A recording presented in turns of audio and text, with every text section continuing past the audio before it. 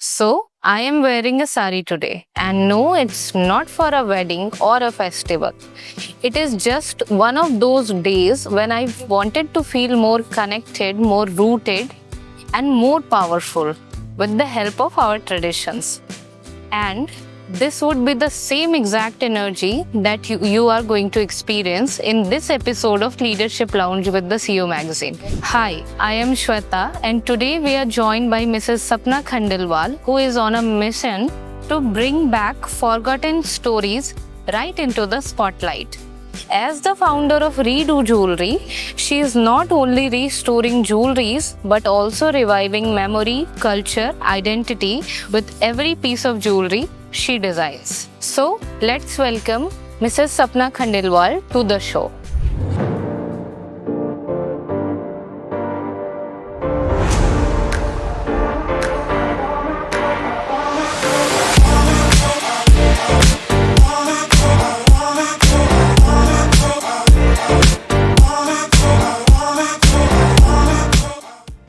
Hello ma'am, I am very happy कि आप हमें आज यहाँ ज्वाइन कर रही हैं because I have been following your journey and I hope that हम सब, मैं और हमारे व्यूअर्स, हम सब आपसे कुछ सीख सकें आज. Thank you so much.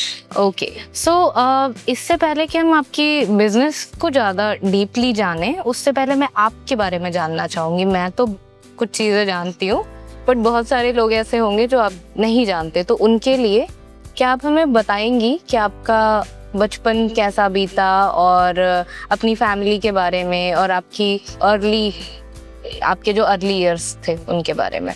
तो मथुरा में पैदा हुई एक लड़की और पली बढ़ी 3 शहरों में across the world, Mumbai, Nairobi and London. But 19 वर्ष की उम्र में रोका भी हो गया एंड विद इन 15 डेज विवाह हो गया. दिल्ली की एक बहुत बड़ी जॉइंट फैमिली, एक्टिवेट फैमिली में.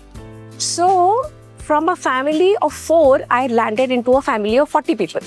Okay. और 1 वर्ष के बाद मेरे फादर इन लॉ की family with my husband, my जेठ जी, जेठानी एंड सासू जी, we moved out.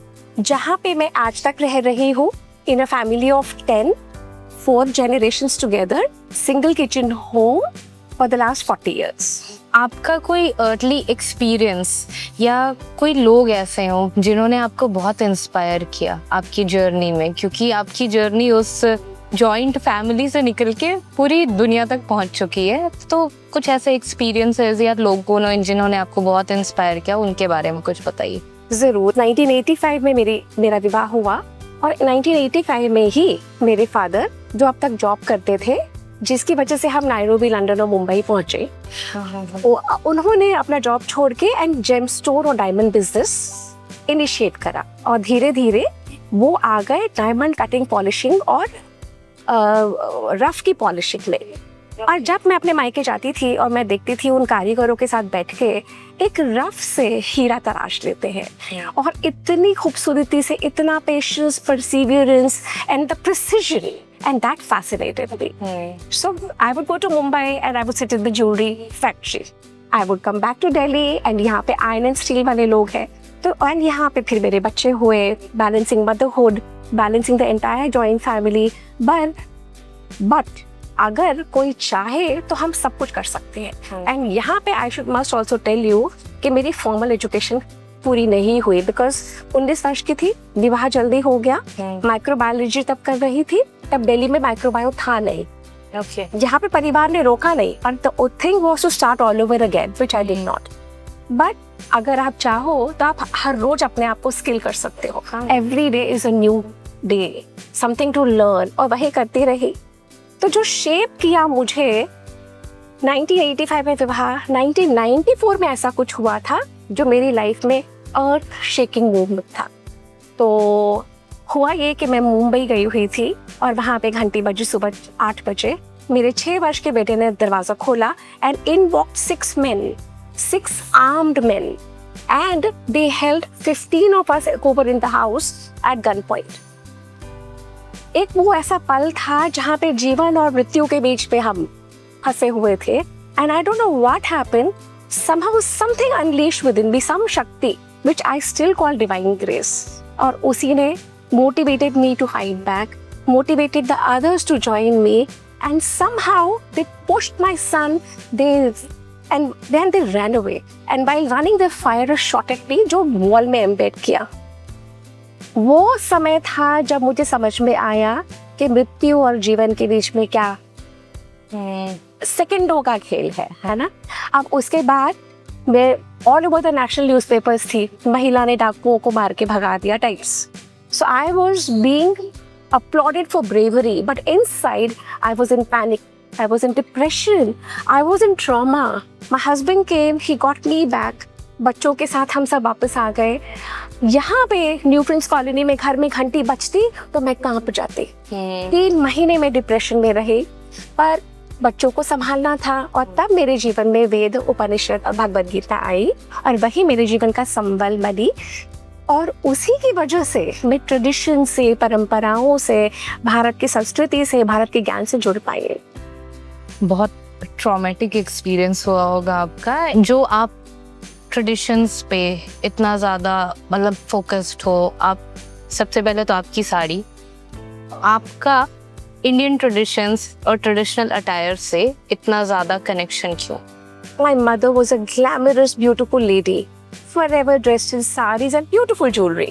तो जब एक कन्या, एक लड़की बड़ी हो रही होती है, तो जो परछाई अपनी माँ की लेके चलती है, दादी नानी की चलती है, वही मुझ में भी थी. And at that age I would always wonder, will I ever become like mama? And जब वक्त आया मैं भी वही बन गई. तो उसके अलावा मैंने कहीं पढ़ा था कि जापान में किमोनो खत्म हो गया, एक्सटिंक्ट. सिर्फ म्यूजियम्स में मिलता है. और क्योंकि मैं वेदों से जुड़ी रही तो मुझे समझ में आया, अगर हमारे देश का परिधान ये साड़ी लुप्त हुई, sarees find a mention in the Vedas, the oldest unstructured garment in the world. अगर ये परिधान खत्म तो हमारी वीव्स खत्म, हमारी एम्ब्रॉयडरीज खत्म, जिसके लिए हम जाने जाते हैं, जो हमारी पहचान है. वेस्टर्न वर्ल्ड में वेस्टर्नाइज्ड होके उनकी तरह रहना, मास प्रोडक्शन वाली चीज़ें पहनना, जीन्स और टॉप और ड्रेसेस को हम मॉडर्निटी समझने लगे हैं. और जितना जो समाज अपनी जड़ों से कटता है उतना वो डीरैसिनेट हो जाता है. डीकॉलोनाइजेशन का प्रोसेस है कि अपने आप को पहचाने, अपने वस्त्रों को, अपने खान पीन को, अपनी वेशभूषा को, अपने जो हमारी जो बिंदी है, जो श्रृंगार है, और जो साड़ी. और आपका प्रश्न था साड़ी. अब sari is something which connects everybody. माँ की साड़ी, दादी की साड़ी, नानी की साड़ी. पहली साड़ी कौन सी पहनी? जब फेयरवेल में माँ की अलमारियाँ छाटते हैं, चाची की, दादी की, ताई की, नानी की, हम सब करते थे ना और करते हैं. Sari is an instant connection. So to maintain the sari, but हुआ क्या, अर्बन लाइफ में साड़ी कोई पहनना नहीं चाहता था, लोगों को कम्बरसम लगती है. और अगर हम चाहते हैं कि लोग साड़ी पहने तो हमें पहले वो स्वतः पहनना पड़ता है. हम कहे कुछ और करे कुछ never works. If we walk the talk, if I want to become a role model, I have to do it myself. So that's why I drape a sari almost every single day, and it is so easy. It is like any other skill. Once you master the skill of draping, you're done. Yes. You just have to take a little pains to know how to drape and how every material falls differently on your skin. And it's the most beautiful garment in the whole world. And I can see all the boys nodding here also. All the men also say, Indian lady की figure जो साड़ी में नजर आती है, जो खूबसूरती जहाँ ढकना है ढकती है, जहाँ दिखाना है दिखाती है, और इससे बढ़ के कोई और सुंदर गारमेंट परिधान है नहीं जिसे बचाना बहुत जरूरी था. इसीलिए मैंने इंडिया साड़ी चैलेंज नाम का ये मुहिम छेड़ा. आज उसमें 25,000 विमेन है who are motivated to wear the saree with different activities. आप फ्लैश मॉब भी करती हैं साड़ी में? बिल्कुल. अब साड़ी पे अटेंशन कैसे लाएं जब तक कि कुछ स्पेशल ना हो, तो हमारी टीम ने डिसाइड करा, let's do a flash mob. So we were the first group in the world to do a sari flash mob at Select City Walk, and it was a big hit. उस जमाने में 2015 में 10 lakh YouTube hits on its own, and I'm so glad. So we had that thing, revive the sari, revive our pride, my sari, my pride. आप एक बहुत effluent family में आपने जन्म लिया. आपकी शादी भी दिल्ली के एक बहुत एफ्लुएंट फैमिली में हुई, जहाँ किसी ने आपको ये नहीं कहा होगा, nobody expected you to work and earn. On the contrary. Yes. So what was that moment when you decided that I am done? handling all the family responsibilities. I will keep doing that, but along with that, I also want to do something of my own. या जो तुमने सबसे अच्छी बात ये कही कि this is not this और that, Yes. It is a mixture of both. हम जो भारतीय महिलाएं हैं, पहले परिवार, पहले पति, घर, बच्चे, और मैं तो एक 10 लोगों के सिंगल किचन होम में रहती हूँ. 2 बहुएं साथ में हैं, 4 पोता पोती हैं. तो पहले वो जिम्मेवारी है. अगर हम घर परिवार की जिम्मेवारी बहुत अच्छे से संभालते हैं तो आपको फैमिली मेंबर्स कहते हैं गो लीड योर लाइफ, जाओ जा सिमरन, जी ले अपनी जिंदगी. परंतु उसके लिए पहले हमें करना होता है, उसके लिए पहले हमें देना होता है. तो वी विमेन हैव इट, और हमारे संस्कार ऐसे हैं श्वेता कि हम दोनों वर्ल्ड्स को स्ट्रैटल कर सकते हैं. Yes. मेरी प्रॉब्लम क्या थी? I was a problem of plenty. क्यों काम करना है, किसने करना है? किटियों में जाओ और ऑफिस पे जाओ, लंचेस पे जाओ, जो सब बाकी बहुएं कर रही हैं. I said I don't want to do that. मैं अपना अस्तित्व चाहती हूँ. तो मुझे लड़ाई लड़नी पड़ी थी काम करने के लिए. परंतु वही मेरा परिवार मक्खन मलाई की तरह मुझे रखने लगा जब उन्होंने देखा कि ये पूरी जिम्मेवारियां भी निभा रही है और ये भी कर रही है. So it became a breeze. आपने जो बिजनेस स्टार्ट किया था वो साड़ियों का था. Your first love, if I may so. So you started designing sarees. Yes. So how was that? New Prince colony के घर में गराज में ही स्टूडियो बना लिया था. And because sari was my first love, is my first love even now, so I started tailoring blouses. उस जमाने में दिल्ली में अच्छे ब्लाउजेस नहीं बन पाते थे, और मैं क्योंकि मुंबई की हूँ तो आई हैड दैट इंफ्रास्ट्रक्चर, और मैंने खुद ब्लाउज एक सिला अपने हाथों से और उसको मैंने एग्जीबिशन में लगाया और उसके ऊपर मुझे बहुत सारे ऑर्डर्स मिले. फिर मैंने कारीगर रख लिए. तो ये मेरी जर्नी की शुरुआत थी. फिर मैंने न जाने कितने स्टोर्स को साड़ियाँ ब्लॉक प्रिंटिंग करके, एम्ब्रॉयडरी करवा के, डिजाइनिंग करा के सबको सप्लाई करा. और कुछ होगा जयती ने, क्योंकि लगन हमेशा रही कि कुछ करना है. अगर हमें जीवन मिला है और हमें इतनी सब चीजें हैं, रादर देन कंप्लेनिंग कि ये हमें नहीं करने देते, सास नहीं करने देती, परिवार नहीं करने देता, वो भी करो और ये भी आप कर सकते हो. Is the path I choose to take. That's how I have lived my life. आप ज्वेलरी बिजनेस में कैसे एंटर हुए? बहुत सुंदर प्रश्न है श्वेता. ये कुछ ऐसा है कि लाइफ में कुछ हमें जो चीज़ बाद में मिलती है वो हमारा प्राइमरी पैशन बन जाती है ना. इट ऑल डिपेंड्स, बिकॉज जब मैं देखती थी ज्वेलरी को मुंबई में, and like you said, sari is the first love, jewellery is our second love. You know we women, और हमारी संस्कृति में तो श्रृंगार की बहुत महत्व है. और श्रृंगार में सारी ये जो 16 श्रृंगार आते हैं ये सब आभूषणों पे है ना. तो when I realised and going to Mumbai, I would sit there, coming back here. but यहाँ पे भी चाहे आप iron and steel house hold में हो, पहनोगे तो आप आयरन एंड स्टील तो लटकाओगे नहीं, पहनोगे तो ज्वेलरी. तो ज्वेलरी जब देखती थी अक्रॉस कैटेगरीज, हमारे एंसेस्ट्रल ज्वेलरी भी घरों पे, पर जो कोई पहनना नहीं चाहता था, है ना. तो jewellery and saris just fitted so well, and that's how I got attracted to jewellery. And then slowly I came into diamond wholesale and diamond trading. I formed a company called Carat Plus, जहाँ पे मैं 1 carat plus के सॉलिटेज रखती थी और jewellers को wholesale देती थी. तो उसमें मेरे father mister JP Khandelwal and Mumbai and my brother Sanjay Khandelwal, उनका बहुत बड़ा सहयोग रहा. They helped me become a stockist. So like this, I came into the jewelry, and then I did all my courses from GIA, my diamond graduate, my gemology. It's not enough to be able to work. You should be an authority on it. और वो तब possible है जब आप अपने आप को upskill करते हो. जब आप अपस्किल कर लेते हो तो वही बात जो मैं पहले कहती थी सडनली एक वजन के साथ कही जाती है. तो इस तरीके से साड़ी से ज्वेलरी का जो ट्रांजिशन हुआ, बहुत ग्रेजुअल, बहुत नेचुरल, अपर साइकिल में आता चला गया मेरी लाइफ में. ओके, सो आपकी जो इन लॉज की फैमिली है वो इस बिजनेस को बिलोंग नहीं करते, तो ये आपने खुद से पूरा स्क्रैच से खुद आपने बनाया है? बिल्कुल बिल्कुल. साड़ियाँ भी खुद से और ज्वेलरी भी खुद से, परंतु सहयोग परिवार का. अनकहे शब्दों में मेरी सास पूरा घर हैंडल करती थी, तो मैं काम कर पाती थी, मेरी जेठानी मेरे बच्चों को देख लेती थी तो मैं काम कर पाती थी, फैमिली का सपोर्ट रहा, और उधर मेरी मायके वालों ने पूरा सपोर्ट दिया बिकॉज वो इसी ट्रेड में थे। And my mother she knew कि ये लड़की तो करेगी business, so she facilitated because you know कुछ चीज़ें हमें बचपन से दिख जाती है।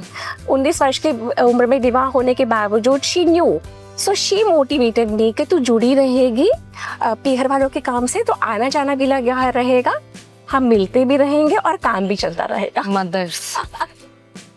ओके, सो आपने साड़ियों का बिजनेस किया, फिर आपने ज्वेलरी का बिजनेस किया जिसमें आप एज होलसेलर डायमंड की सप्लाई करते थे, बट जो आपका मेन बिजनेस है रीडू ज्वेलरी, उसका कॉन्सेप्ट आपके पास कहाँ से आया? My brother and father we decided, our group decided कि हमें दिल्ली में रिटेल स्टोर खोलना है।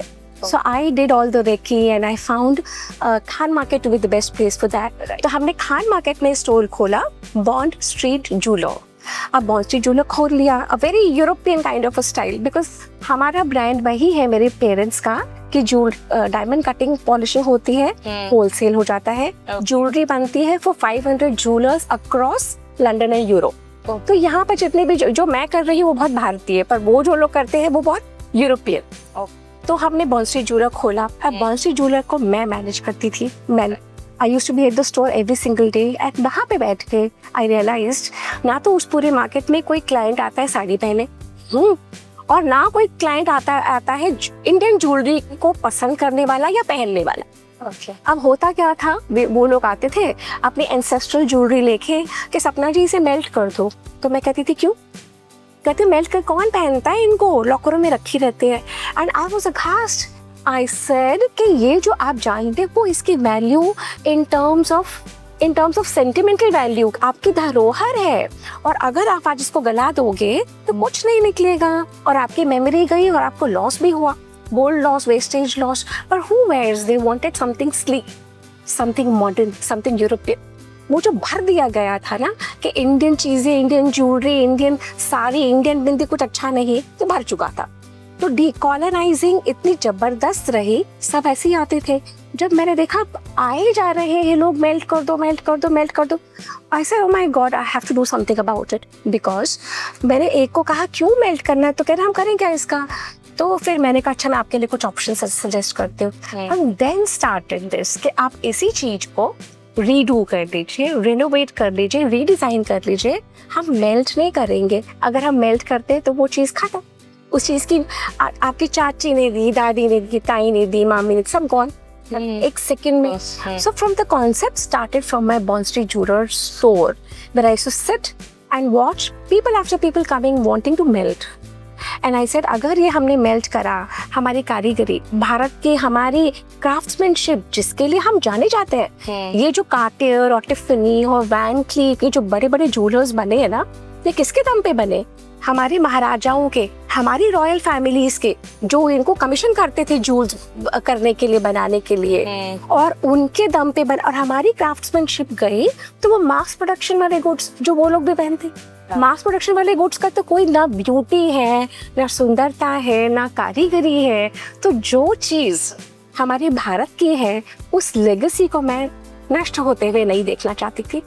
मैं अपने क्लाइंट्स को वो फैसिलिटेट करना चाहती थी कि ये माध्यम से आप उसे रख भी सकते हैं और पहन भी सकते हैं। ये था। बट यूजुअली जो जूलर्स होते हैं उनका सारा प्रॉफिट तो लोगों से ज्वेलरी लेके उसको मेल्ट करके रीडिजाइन करने में ही है। एब्सोल्युटली। देखिए जो धारा कर रही है, अगर हम भी वही करते तो शायद आपने मुझे आज यहाँ नहीं बुलाया होता ना। अगर सब वही चीज करते हैं तो मैं भी वही करती। तो कुछ लोग, कुछ चीज़ें ऐसी होती हैं जो हम धारा के विपरीत करते हैं। हम लोगों को बोलते हैं कि सिर्फ नया खरीदना आंसर नहीं है, जो पुराना आपके पास रखा है उसे भी आप रीडिज़ाइन करके, रिवैम्प करके बहुत कुछ बना सकते हैं। आप नया ज़रूर खरीदें परंतु पुराने का भी उपभोग करें। तो जो और जूलर्स करते हैं उनकी अपनी धारणा, परंतु मैं इतना जानती हूँ अगर हम कोई चीज़ मेल्ट करते हैं, हमारी चीज़ की वैल्यू 40% इमीडिएटली गिर जाती है, और जो आपने उस समय लेबर दिया होता है, वर्कमैनशिप दी होती है, वो सब खत्म हो जाता है। सेकेंड, उसकी मेमोरी चली जाती है। थर्ड, आप अपनी ही चीजों से वंचित रह जाते हैं जो आपको मिला और जो आप आगे अपने बच्चों को देंगे, आप नहीं दे पाते। तो इतने सारी चीजों से और आपके अपने भारत की धरोहर नष्ट होती जाती है।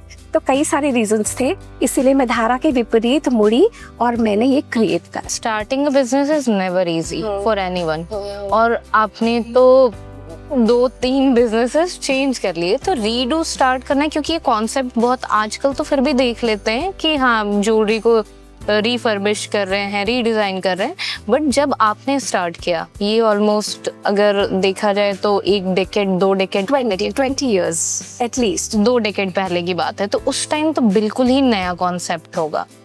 तो क्या डिफिकल्टीज आई आपको क्लाइंट्स को कन्विंस करने में, क्योंकि लोग तो लेके ही आते थे कि इसको मेल्ट कर दो। वो तो कहते हैं हम खड़े हैं, आप करा दीजिए मेल्ट। 25 वर्षों से मैं अपने आप को एक ज्वेलरी आर्किटेक्ट कहती हूँ, एक ज्वेलरी डिजाइनर नहीं। डिजाइनरों से तो भरी पड़ी है दुनिया। अब जब मैं कहती हूँ मैं एक आर्किटेक्ट हूँ, तो अगर हम अपना घर हम रेनोवेट करते हैं या हम अपने घर को एग्जामिन करते हैं तो स्ट्रक्चर कई बार ढहने लग जाता है, पर फाउंडेशन एकदम स्ट्रांग होती है ना, तो हम उसको रिफर्बिश कर लेते हैं। सिमिलरली जो ज्वेलरी है उसको जब हम एग्जामिन करते हैं, उसका मेटल पीछे से आगे से हाउ इट बिहेव्स, और जो उसमें जेमस्टोन्स है, डायमंड्स है, उसकी सॉलिडिटी, तो उसके ऊपर हम बिल्ड करते हैं कि किस तरीके से उसको प्रिजर्व भी कर सके और उसे बिल्ड करके बढ़ा भी सके। तो डिफिकल्टीज तो बहुत आई, सपना जी क्यों कर रही है ये सब, अब तो मेल्ट करके कुछ नया दे दीजिए ना। जो हर ज्वेलर ने उनके माइंड में डाला था वही मुझे भी कहते थे, मेल्ट करके कुछ नया दे दीजिए। अब यहाँ पे सपना जी को एक नई डायरेक्शन पकड़नी थी, तो उसके लिए मेहनत बहुत करनी पड़ी, उन्हें कन्विंस करना पड़ा, उन्हें अपनी ही चीज़ों में ब्यूटी दिखानी पड़ी। होता क्या है कि हम रखे बोर भी हो जाते हैं अपनी चीजों से, तो उन्हें री इमेजिन करवाना पड़ा कि आप ही की चीज है, we can work at it like this. So it was an uphill task, but when they see the results, they said, oh, this is like wow, and that wow brings more clients, and that word of mouth increases. कोई भी business हम अपने मुंह से कहें तब नहीं चलता, जब वर्ड ऑफ माउथ बिल्ड होता है, जब लोग आपके बारे में बोलने लगते हैं, आपके काम के बारे में बोलने लगते हैं, तब चल जाता है। आपने जो पीसेस पहने हैं आज, वो आपकी खुद की डिजाइन है, आपकी खुद की क्रिएशंस हैं, इनके बारे में बताइए सर। बिल्कुल I was waiting for this question. तो देखिए, जैसे ये मेरे विवाह के समय का ये एक नेकलेस है, ये भी मेरी शादी के समय का है। ये बहुत हैवी, और हमारी बॉडी टाइप्स बदल जाती हैं विद एज, हमारी चीजें, हमारे फेस बदल जाता है। We need a different thing. जो 16 में अच्छा लगता है वो जरूरी नहीं 60 में अच्छा लगे, है ना। सो अगर हम थोड़ी सी मेहनत कर ले तो बिल्कुल यही पीसेस श्वेता, और ये आपको सब यहाँ दिख रहे हैं, राइट, ये रहा ये, है ना। और जो ये कानों के मैंने पहन रखे हैं ना Shweta, you won't believe, it was a necklace, this necklace, ये यहाँ का ये लगा के ये लगाया है, और ये वाले पीसेस, हाँ बिल्कुल ट्रेंडिंग, आजकल तो यही चल रहे हैं, सबसे ज्यादा चलने वाली ज्वेलरी से। बिल्कुल, तो नेकलेस से हमने ये बना लिए। और ये जो बैंगल्स मैंने पहन रखी है ना, ये वाली बैंगल्स, ये 4 थी, तो 2-2 को सोल्डर करके और हमने ये बनाया। ओके, ये बड़ा ही सुंदर कड़ा, ब्यूटीफुल। गोल्ड की बैंगल्स तो रखी रह जाती है लॉकरों में, अगर हम उसे कुछ कर लेते हैं तो हम उसी चीज को एंजॉय करके पहनते हैं, वही करा है। और ये हमारी न्यू कुंदन कलेक्शन है, जो हम क्यूरेटेड कलेक्शन, लिमिटेड एडिशन जो हम बनाते हैं इन हाउस, आप लोग जिन्हें अपने साथ अपने घर ले जा सकते हैं। इसमें कोई रेनोवेशन नहीं है, नया पीस है। ब्यूटीफुल। कोई क्लाइंट या कोई भी आपके पास में एक एंटीक पीस ऑफ ज्वेलरी लेकर के आया, तो आप मुझे पूरा प्रोसेस बताइए कि आप फिर कैसे उनको गाइड करती हैं, कैसे उसकी रीडिजाइनिंग होती है अकॉर्डिंग टू द क्लाइंट की प्रेफरेंस। अगर हम अपना बताते रहे, इट वोंट वर्क। जैसे घर है वो आपकी प्रेफरेंस है, कैसे घर में आप रहना चाहते हैं। सिमिलरली ज्वेलरी आपकी प्रेफरेंस है, तो पहले हम क्लाइंट से समझते हैं वो क्या चाहती है, किस तरह से चाहती है, हम उन्हें मोटिवेट करते हैं। अगर उन्हें बड़ा कुछ बनाना है तो वो अपनी ही ज्यादा चीजें लेके आए, उनकी कई सारी चीजों में से हम एक आइटम बना देंगे। अगर वो डी स्केल करना चाहती हैं तो बड़ा नेकलेस में से हम क्या बना सकते हैं, तो हम रीडू, एक मेरे पास एक रीडू टेबल है, हम वहाँ पे बैठ जाते हैं, जैसे पुरानी गद्दियां होती थी, है ना, नीचे बैठ के, तो वो रीडू की टेबल है, क्लाइंट वहाँ बैठते हैं, मैं यहाँ बैठती हूँ, अब पूरा हम अपने सामान फैला लेते हैं उसके ऊपर, फिर हम उनको बताते जाते हैं ऑप्शंस। पर मैंने अपनी जर्नी में ये समझा, अगर ज़्यादा ऑप्शंस दो तो क्लाइंट्स घबरा जाते हैं, ओवरवेल्म हो जाते हैं। तो अब एक या दो ऑप्शंस देती हूँ जो उनकी अपनी चीज़ को देख के, क्लाइंट को देख के, क्लाइंट की प्रेफरेंस को समझ के जो हमें समझ में आता है। Because I been in this industry for a long time. 25 years is a very long time to understand exactly कि क्या क्लाइंट को, कौन से क्लाइंट को क्या चीज़ चाहिए। जैसे मेरी एक क्लाइंट आई थी और वो ये 26 आइटम्स लेके आई। ये 26 आइटम्स का वो कहती हैं कि मेरी 50th एनिवर्सरी है और मुझे कुछ ऐसा चाहिए कि ये सारे आइटम्स तुम एक पीस में लगा दो। And I did it and it turned out exquisite and she had tears in her eyes. She calls it her necklace of memories. She says, Sapna, you've strung my entire life into a single necklace. And this is the joy that I get. एक भी चीज़ demolish नहीं करी, एक भी चीज़ melt नहीं करी। उनकी दादी, नानी, चाची, ताई, बच्चों ने, बड़ों ने जब भी उनको जो चीज़ दिया वो सहेज के रखती रही और हमने एक खूबसूरत से नेकलेस में उसे पिरो दिया। तो ये है रीडू का कार्य जो रीडू करता है। ज्वेलरी डिज़ाइन के ना बहुत सारे छोटे छोटे प्रोसेसेस होते हैं जो हम जैसे लोगों को नहीं समझ में आएंगे, जो उस प्रोफेशन में नहीं है, उस चीज़ को जानते नहीं है। तो ऐसा कुछ पॉइंट है जो सिर्फ आप अंडरस्टैंड कर पाते हो, जो एक ज्वेलरी को सबसे ज़्यादा स्पेशल बनाता है? एज अ ले पर्सन जो आप लोगों को जानना चाहिए वो ज्वेलरी की कैरेट, कि ज्वेलरी कितने कैरेट, अगर गोल्ड की है तो कितने कैरेट की है ना, और कितना कैरेट की ज्वेलरी आपको ज्वेलर दे रहा है, उसके ऊपर वो कितनी लेबर वर्कमैनशिप ले रहा है, ये आप लोगों को जरूर क्वेश्चन करना चाहिए। और बाकी तो जैसे पोल्की है या कुंदन है, उन सब ज्वेलरी के अंदर लाख लगाया जाता है। अगर लाख नहीं भरेंगे तो कुंदन और पोल्की को एम्बेड नहीं कर सकते। तो certain techniques require certain materials to behave that particular way. Jewellery जो बनती है मेनली अपनी कंट्री, अपने देश में बनती है गोल्ड में, और डायमंड की ज्वेलरी भी गोल्ड में जड़ी जाती है। तो जड़ने वाला मेटेरियल अलग होता है, उसके ऊपर जेम स्टोन्स अलग अलग तरीके के लगाए जाते हैं। जैसे मैंने ये रूबी की रिंग पहन रखी है, ये गोल्ड में ही बनी है। ये पन्ने की रिंग गोल्ड में ही बनी है। ये कुंदन की रिंग है, ये भी गोल्ड में ही बनी है। इसके अंदर लाख है, इनमें लाख नहीं है। कुंदन के लिए लाख लगाना पड़ता है और फिर कुंदन करके और फिर फिल किया जाता है इसको, है ना। ये तो टेक्निक्स अलग अलग होती हैं।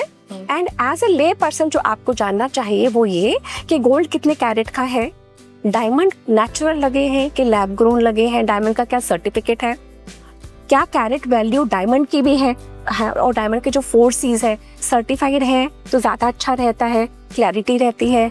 और उसके अलावा अगर ज्वेलर की कोई बायबैक पॉलिसी है, अगर भगवान न करे आपको कभी लौटानी पड़े या लौटाना चाहे तो बायबैक पॉलिसी क्या है उसकी, और वो लाइफ लॉन्ग देता है कि नहीं, ये कुछ ऐसी चीज़ें हैं जो एज अ ले पर्सन अगर हमें पता होती है तो हम ज्वेलर को वैसे अप्रोच करें।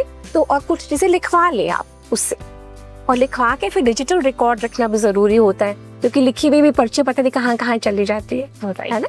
As a architect, jewellery architect, ऐसे कौन से मोटिव्स हैं या थीम्स हैं जो आपके खुद के पर्सनल फेवरेट्स? क्योंकि मैं वेद और उपनिषदों का अध्ययन करती रही हूँ, तो हमारी वैदिक जियोमेट्री जो वर्ड है ये भी ज्यामिति से आया है, ये हमारा ही शब्द है ज्यामिति, जिसको वो लोग अपना बना के पेश करते हैं। तो वैदिक जो प्रिसिशन है, जिस प्रिसिशन से हमारे टेम्पल आर्किटेक्चर है, जिस प्रिसिशन से हमारे मूर्तियों की शिल्प कला है, जिस प्रिसिजन से हमारे ये जो अनुभव से बनाई जाती हैं चीज़ें, तो that are very close to my heart, something which is very dear to me, and how that can be translated into today's modern use is what we have to work at, and according to the client's preference. तो सबसे पहली बात तो ये कि client लाटा क्या है, यानी बेस क्या है। जैसे अगर ये नेकलेस नहीं होता तो मैं ये डिजाइन ना करती, है ना। ये यहाँ से एक एक पीस निकल जाता है, मैंने कुछ मेल्ट नहीं करा, कुछ गलाया नहीं। अगर कभी ये नेकलेस चाहिए तो वापस एज इट इज बन जाएगा, क्योंकि I have not melted anything, है ना। So it all depends on what the clients base is, client क्या लेके आता है और क्लाइंट की प्रेफरेंस क्या है, और उसको देख के ही हमें समझ में आ जाता है ऐसे डिजाइनिंग हो सकती है। जब हम उसे एग्जामिन करते हैं आगे से, पीछे से, साइडों से, कहाँ से कट सकता है, कहाँ से कैसे बन सकता है, कहाँ से एक में से 5 बना सकते हैं, कैसे 26 को एक जोड़ सकते हैं, like that. Similarly I must share this also. एक क्लाइंट 10 दिन पहले मात्र अपने भाई की शादी से मुझे ढूंढती ढूंढती इंस्टा से आई। उनकी अपनी वेडिंग का ये सामान था, उनकी अपनी वेडिंग ज्वेलरी थी जो 15 साल पहले हो चुकी थी। 15 साल बाद उसके अपने भाई की शादी थी, तो she wanted something striking to wear अपने रियल भाई की शादी पे। इसी से 2 नेकलेस बना दिए। अब ये चूड़ियां टूटी हुई थी बिल्कुल पोल्की की, और उसकी सासू जी कहती मैं मान जाऊं चूड़ी से कोई बना दे तो, और हमने चैलेंज एक्सेप्ट करा और हमने चूड़ियों से नेकलेस बनाया। और ये ही चूड़ियों के पीसेस काट काट के ये हमने, क्योंकि चूड़ियां बिल्कुल डैमेज हो चुकी थी, पहनने के लायक नहीं थी, हमने ये चोकर डिजाइन करा और ये बड़ा नेकलेस बनाया। And within 10 days and that girl says, Sapna aunty you made me feel like a queen at my brother's wedding. के पास बहुत से क्लाइंट्स ऐसे आए होंगे जिनकी जो ज्वेलरी एयरलूम पीसेस जो होंगे उसके पीछे की स्टोरी बहुत इंटरेस्टिंग होगी। बहुत सारी स्टोरीज हैं, इतनी स्टोरीज हैं। एक रिंग आई हमारे पास और उन्होंने कहा कि इस रिंग का हम पेंडेंट बनाना चाहते हैं, और जैसे ही हमने रिंग को जहाँ से हमें डिसमेंटल करके बनाना था और हमने खोला तो उसमें लिखा था 1932। उनकी जो क्लाइंट आई थी उसकी अपने दादाजी और दादी जी की शादी थी 1932 में, उसे भी नहीं पता था। A wedding gift 1932 and she was in tears. You know, ऐसी चीजें होती है ना कि हमारे पूर्वज हमसे बात कर रहे हैं, कि हमारे अपने एंसेस्टर्स। इस तरीके तो इतनी सारी चीजें हैं, इतनी जॉयफुली। जैसे एक तुम्हारी जैसी एक लड़की थी, उसके मदर की 50th anniversary and both the parents passed away. अब वो ज्वेलरी उसको मिल गई, अब वो ज्वेलरी लेके आई कि सपना जी ये बहुत इंपॉर्टेंट सेट है पर मैं तो इतना भारी कभी पहनूंगी नहीं। तो जब हम उसको रिक्रिएट करने लगे, उसमें एक छोटे से चिप में एक नोट था, लिटरली एक नोट था for her. And then again you know she says that feeling is you know tears of joy. And जब हम उसको रीडू कर देते हैं, जब वो पहन पाती है, जब उस एक नेकलेस से हमने स्टैकेबल बैंगल्स बनाई जो वो रोज ऑफिस में पहन सकती थी, स्टैकेबल रिंग्स बनाई, layer up and layer down करके, कभी एक पहन ली कभी 4 पहन ली, तो कहती है I feel my parents every day with me. And this is the tears of Joy that people have. आप इंडियन ट्रेडिशंस में, हमारे शास्त्रों में बहुत ज़्यादा बिलीव करते हो, तो ये बिलीव आपके में क्या इनिशियली आप में ऐसे ही था स्टार्टिंग से, या फिर आगे जा कर के आपको और ज़्यादा?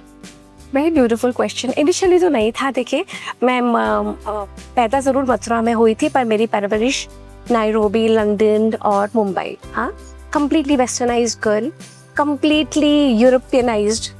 एंड 85 में विवाह हो गया। 94 में जब वो शूटिंग एपिसोड हुआ, जब वो गुंडे हमारे घर में घुस आए और जब मैंने वो ट्रॉमा फेस करा, और उस दिन से और आज का दिन है जब मैं वेदों से जुड़ी रही, और धीरे धीरे जब मुझे पता लगता गया कि हमारे संस्कृति में इतनी डेप्थ है पर हमें पढ़ाया नहीं गया, हमें हमारे ही शास्त्रों से, हमारे ही अध्ययन से रोक दिया गया, हमें कम्प्लीटली कॉलोनाइज कर दिया गया, संस्कृत से हटाया, रामायण से, महाभारत से, उपनिषदों से, अपने ज्ञान से।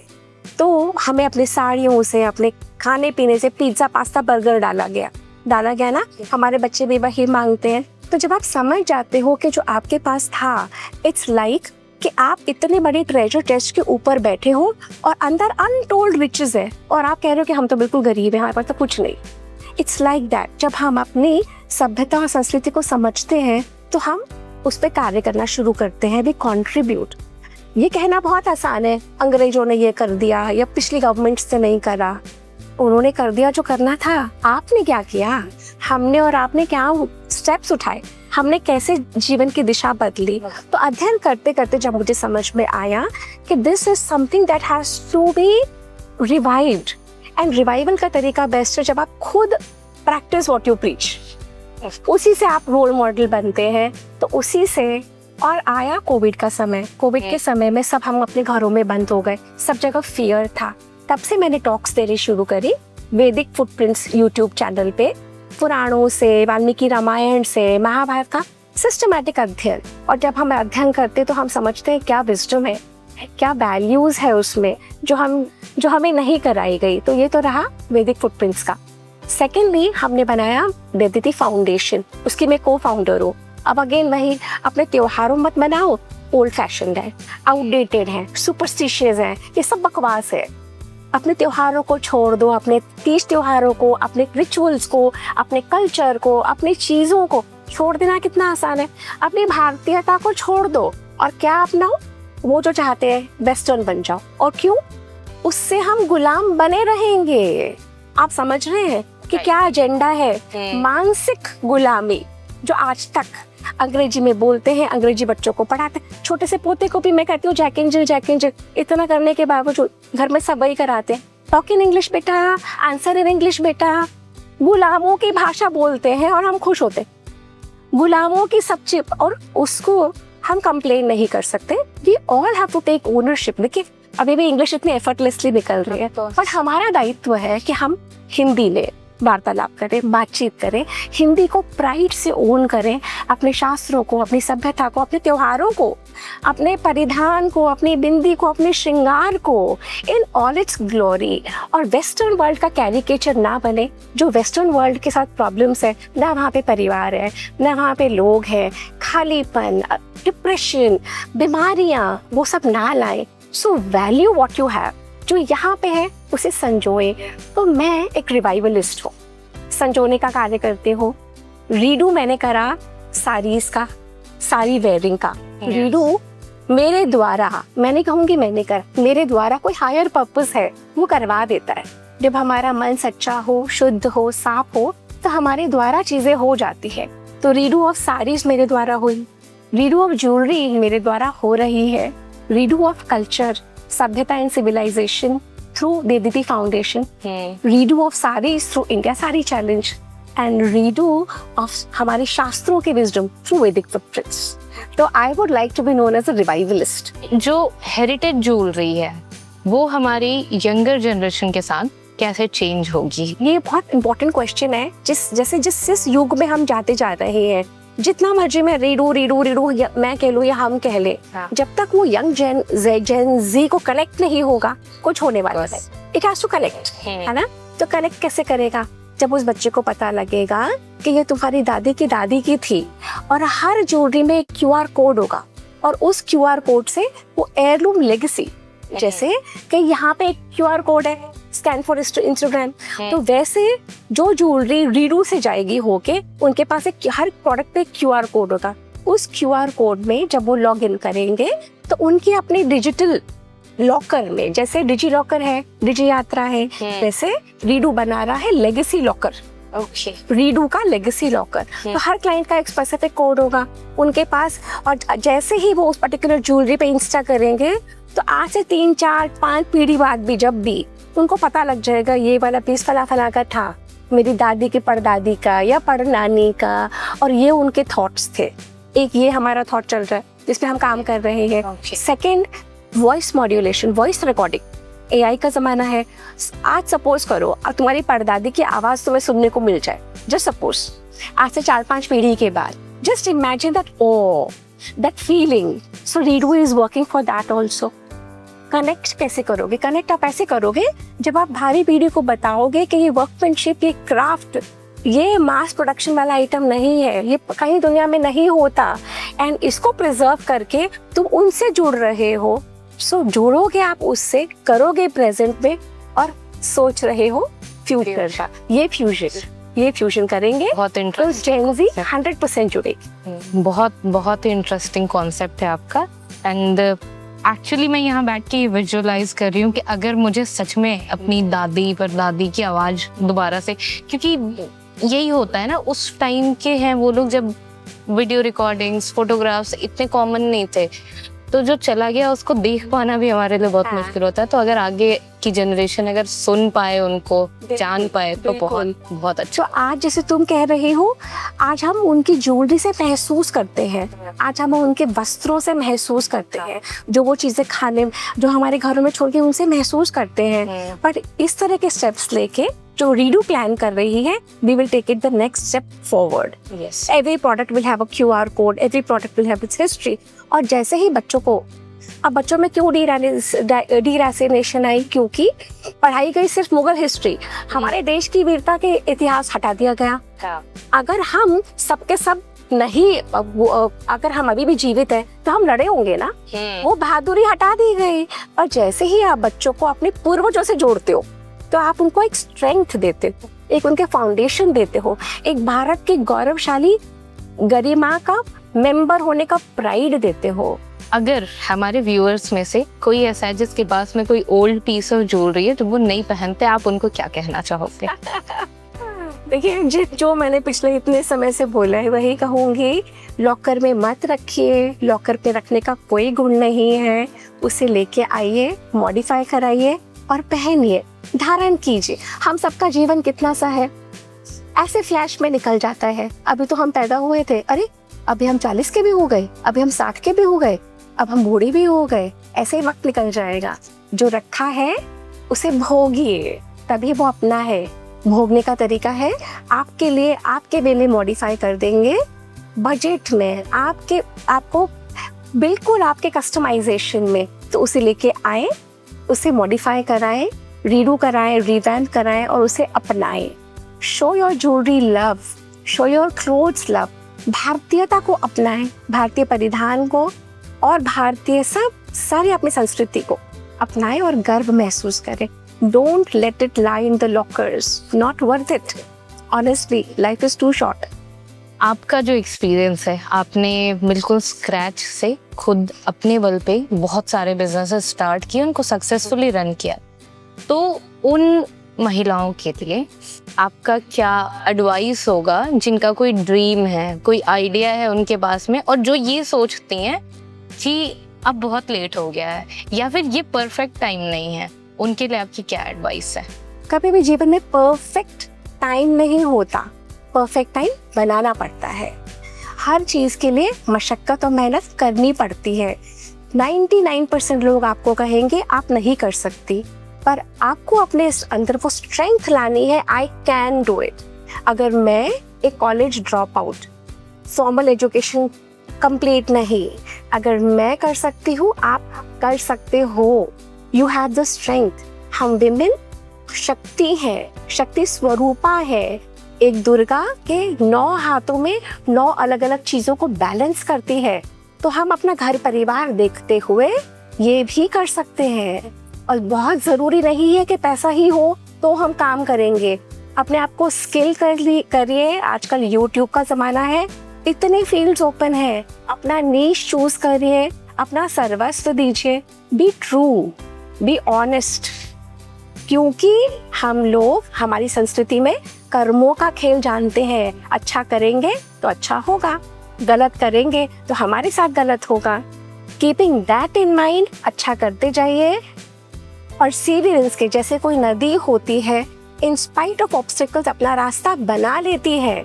अगर आपके अंदर वो है, आप अपना रास्ता बना पाएंगे। परंतु जैसे मेरी मम्मा कहती थी, अपने दायित्वों को भूल के नहीं, अपने सारे दायित्वों को पूरा करते हुए, अपने घर की जिम्मेवारियां निभाते हुए, अपने परिवार को साथ लेके चलते हुए, अपने लिए भी जिए और काम कीजिए।